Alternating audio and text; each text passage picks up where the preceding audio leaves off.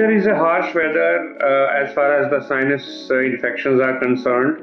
It is harsh for normal individuals as well as for the susceptible individuals, especially the extremes of ages like children or the old people, or also the people suffering from chronic diseases.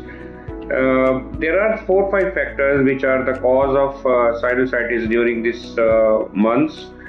The first, most important, is the cold temperature itself. When the individual is outside, the nose reacts.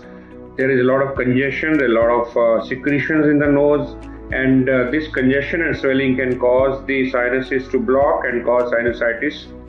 The second important factor is that most of us use dry heaters inside the rooms during these months.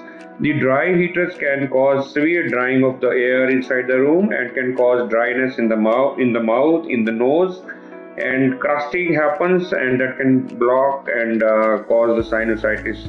The third thing is that the viruses are very rampant during this period, especially the influenza and the family. So the susceptible individuals can very easily contract the virus infections. Fourth thing is there are certain allergens in this period, especially certain trees and plants which pollinate in this weather. The susceptible individuals who are allergics can get severe attacks of allergies and then later on sinusitis. As an ENT surgeon, I would recommend 4 or 5 things to be done during this period to prevent sinus infections. Number 1 is we must keep ourselves warm adequately with adequate clothing. We must avoid sudden exposure to temperatures, like we go suddenly out of a dry heated room outside, or we come from outside suddenly into the dry heated room. So this sudden change in temperature can alter the reaction of the nose and can cause sinusitis.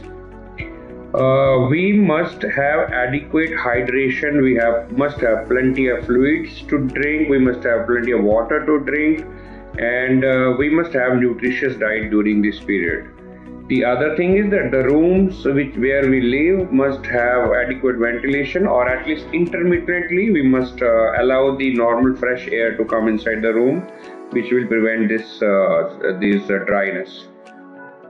The fifth thing is that the individuals who are allergic have to treat their allergies adequately during this period, and they must prevent any further flare-up of allergies to prevent sinusitis. The sixth thing is that when